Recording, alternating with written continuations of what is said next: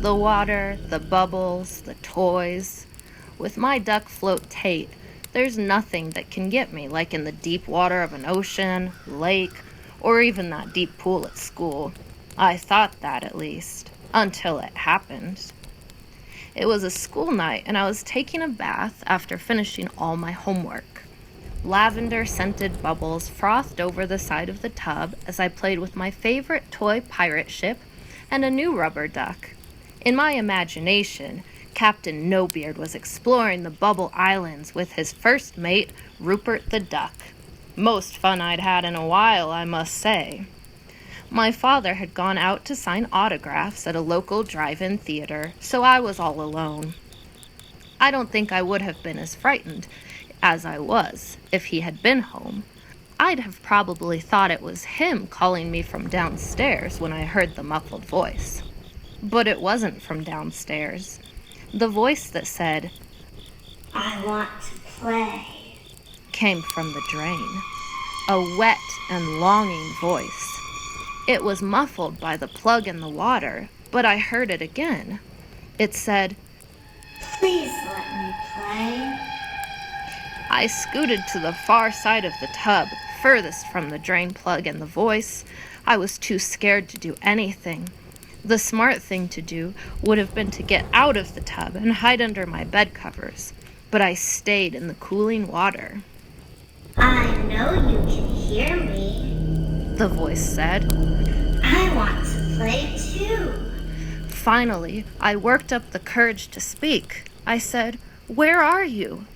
It was the more important question at the moment, more important than asking who it was beneath the drain plug. "Down here, silly," said the muffled voice. "Shh, don't tell Mommy." Down where?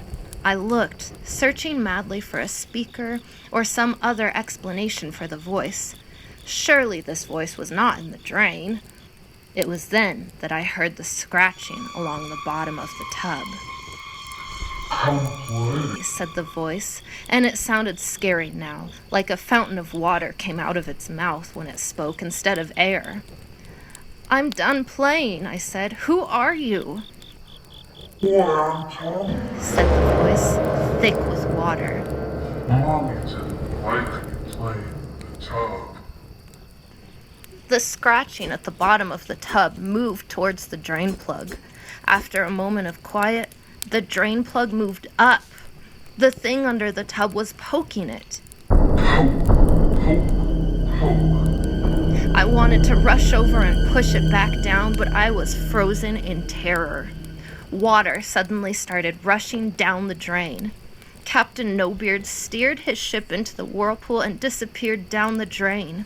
Rupert the rubber duck followed. After the water had drained completely, I stood up.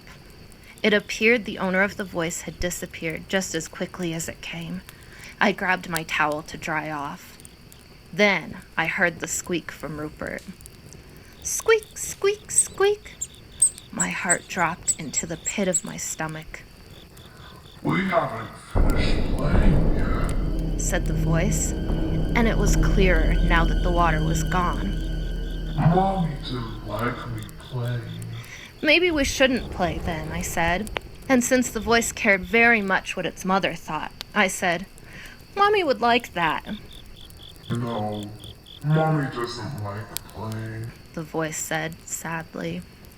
"Is Mother there?" No.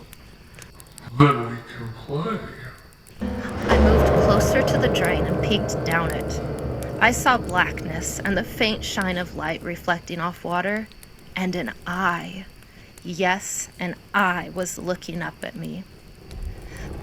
What if she catches us? I said, very much not wanting to play with the thing beneath the tub. I thought if I scared the owner of the voice into thinking its mother would find out, it would just leave me alone. "You have gills," the voice said. "She can't drown you if you have gills, and she can't kill me twice.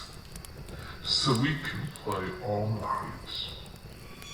She drowned you? "She didn't like me playing in the tub." The voice sobbed. "Wait, The voice paused as if it heard something. I too heard something. The front door. Perhaps it was my father. Perhaps the voice's mother. The voice said, Mommy says go to bed. I'll give your toys back next time you take a bath.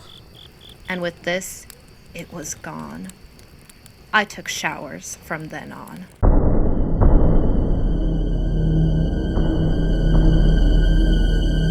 FelipeFemur.com